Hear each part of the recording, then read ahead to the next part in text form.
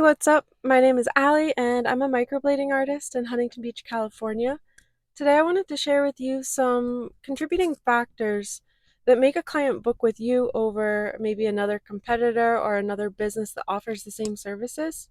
Now, this is for clients who are already interested in having these services done, but it's kind of like the psychology behind what makes them book with you versus booking with someone else. So I've broken everything into 7 different factors. These factors include quality, credentials, trust, social proof, hygiene, convenience, and pricing. I'm going to be diving into each of these topics and just sharing with you what they mean and how you can improve yours. I do think that you need at least 3 of these, spot on for a client to decide to book with you. And the more that you have, the better, the busier you'll be, and the better client retention you'll have. So we'll start with quality. And quality is basically just the quality of your work, how well you showcase that work through professional photos or well lit photos taken on an iPhone, and how passionate you seem to be about your services. You can increase your quality by just practicing more or taking better quality photos. This is a very important factor, although you may already be really good at what you do and you're still not seeing clients coming in your doors, so you might need to focus on some of the other areas. Or if you feel like you're being honest with yourself and your quality is not up to par, then the first thing that I would do is just start practicing more. When clients see that you provide good quality services, they're going to be more apt to book with you, but there are a few other hurdles that might be in their way, preventing them from booking with you and making them lean towards someone else. The next important factor is going to be your credentials, and this is your proof of training, your education, or any other ongoing education that you've had in your field. So for me, it would be posting my bloodborne pathogen certification. It would be posting my proof of microblading training, not just on the wall at my salon, but also on my Instagram or on my website, so people can see that I've actually taken the steps to become properly trained in my services. And that's going to help clients build trust and know that they're making the right decision. So if you haven't already, go ahead and log onto your website or your Instagram and just put a little blurb about, this is where I've gotten trained. I have my bloodborne pathogen certification.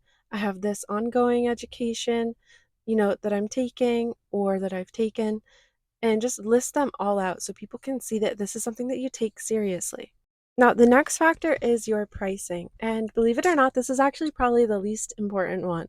So, you may notice that you've been posting discounts online and you're still not getting the clients that you want to see in return. And this is because you may be lacking in some of the other areas.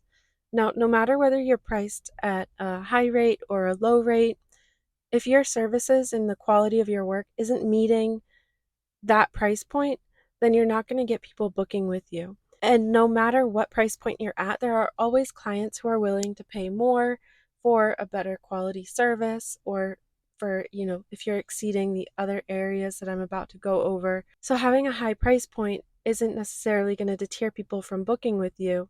There's always people with an abundance of cash in different economic standings. Likewise, lowering your rate isn't necessarily going to have people flooding through your door either. So pricing is not the most important one, but it can be a contributing factor into whether someone decides to book with you or not. The next factor is hygiene or cleanliness, and that goes for your space as well as your own person. So you want to make sure that you're showing up to work and portraying yourself in photographs online as someone who's cleaned and well manicured, along with showcasing the space that you're in as a nice, clean, sterile space for these services to happen.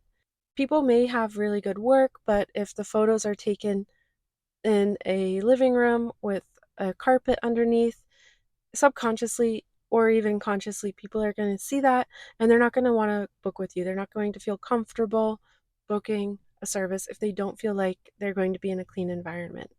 So, some things that you can do to help improve your hygiene and cleanliness would be, you know, getting manicured, or, having clean hair, a nice outfit. But beyond that, even beyond personal hygiene, it can be having like well lit photos with a plain background. People do not want to see your living room or your bedroom as your studio space. So if you have a studio space, make sure that you're showcasing that online. And if you don't, make sure you're using the proper lighting, um, just to, make it look like it's not taken at home. I find that cool lighting can make for a better picture as long as it's not too cool than like a overhead like warm lamp. Or no, an overhead lighting is good, but like one of those side stand-up lamps are not good for lighting. Also, natural lighting always looks really nice in photos.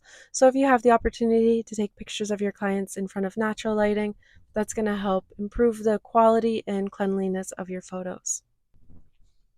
So another thing that you can do to improve the hygiene of your photos would be wiping away excessive ink if you're a permanent makeup artist, making sure that the brows are nice and dry, and that you're applying a secondary numbing cream and wiping it away before shooting your after photos. That way the skin's not super red and it doesn't look greasy and it looks nice and clean, and people will notice that. I've seen a lot of pictures of before and after pictures where the client still has like ink all over the place and it just doesn't look clean. Even if your studio space is clean, even if you're well manicured, if your client is not, then it's just going to show through to other clients that it, it's just going to look messy. The next contributing factor to what makes someone want to book with you is the convenience of your salon. So it's not just where your salon is located, because I've found that people will travel quite far for a service that they really want, but it's also how convenient is it to book with you online? Does someone have to DM you and wait for a response, or can they go right to your website? And is there a clear, bold book now button right on your website? Or do people have to search for it through a bunch of different pages to finally find your booking site, your prices, and maybe even a contact form? The easiest way to increase the convenience is to put a book now button right on your Instagram, right on your Google page. If you don't already have one, a Google page is great because people can just look up your location and they can look up some reviews for your business. And there's even the option to add a book now button onto your Google page. And then make sure you have some book now options sprinkled throughout your website. So that way, as people are reading about you and your services, they're continually met with an option to book whenever they're ready to do so. I can't tell you how many things I have bought in since I had Apple Pay. Now, that's a great example of why convenience is going to get people to book with you. If all they have to do is a couple taps and then they're on your books, it's going to make a huge difference on the number of people scheduling with you. Um, I've even wanted a service but lost interest after trying to hunt around and figure out how to book with someone, so I just never did. So if you don't have a convenient booking site, I recommend you get one. And if you don't have a book now button on all platforms that allow it, I recommend that you do that as well. The next factor is trust, and this can be built with clients through a number of ways. It can be built through consistent branding and marketing. If they know what kind of experience that they're going to have at your salon before they're booking with you, that's just going to make it more predictable. And people like something that's predictable, they know what they're going to get. So make sure you have consistent branding throughout your Instagram and your website, along with consistent photos of your work. If someone can see that you do like all different styles, they may not feel confident that you can help with exactly what they're looking for. So make sure you you've niched down, and you can make people trust that they know what they're going to get when they come to you. Another great way to build trust is through referrals. So you could create some referral cards, because people trust people that they trust. No, people trust referrals. Like if my friend tells me to go somewhere, I'm going to trust that it's going to be good way more than if I just find something online. So a referral card would be a nice thing to have. That can help you build trust with clients. But I think the most important thing is consistency. Consistency in your work, consistency in your branding, consistency in your vibe and your aesthetic. And that's going to help people know what they're getting into and want to book with you. And the last contributing factor to what makes people want to book with you over your competitors would be social proof. And social proof can be built a number of different ways. You don't have to work on a celebrity to gain social proof, although that's a great way to do so. If you have any like local influencers, you could reach out to them and offer some services. But you could also get testimonials from existing clients and post those on your website or Instagram. Social proof can be built through reviews online, referrals. It's kind of the same thing as trust, but this has to do with like an overall like um, people thinking that you're already very relevant in your field. So, having some good reviews, even having a local publication post something about you is going to increase your social proof. Social proof is basically when people look at the actions of other people to determine what their actions are going to be. So, if people see that you're booked and busy, it's going to give them that social proof that they've made the right decision to book with you. And a good example of this would be Stanley Cups. So, Yeti cups are basically the exact same thing, but Stanley cups have been very popular lately just because it feels like everybody has one. So now they can increase their prices and people are still going to purchase them over their competitors. Some more ways to gain social proof would be to focus on your Instagram following.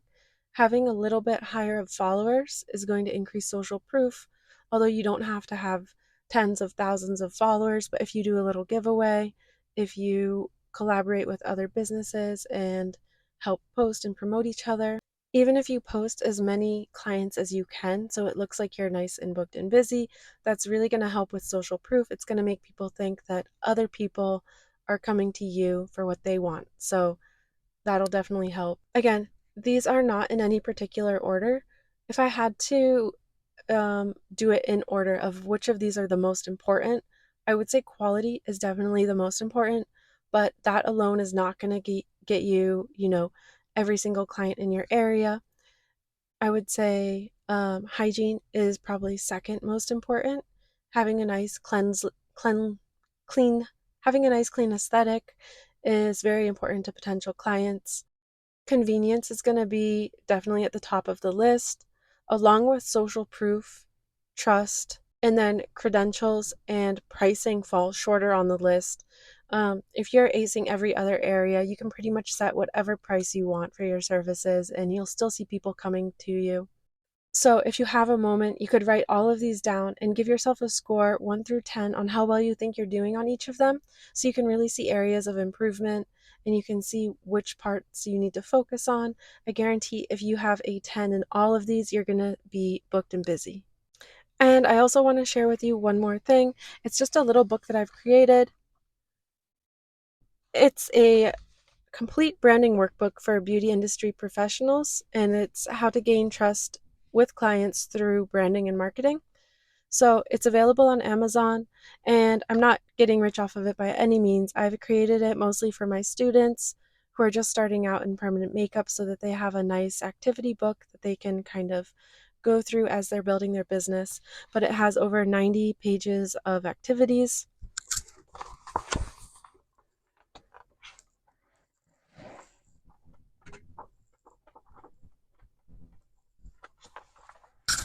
that you can fill out and kind of rate yourself. And it's fun, it's interactive, it's got a lot of insights into it.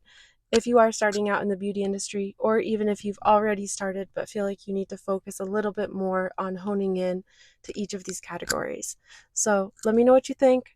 If I missed anything, leave a comment below. And if you want to see more content like this, go ahead and subscribe. But otherwise, thank you so much. And I really hope that this helped you.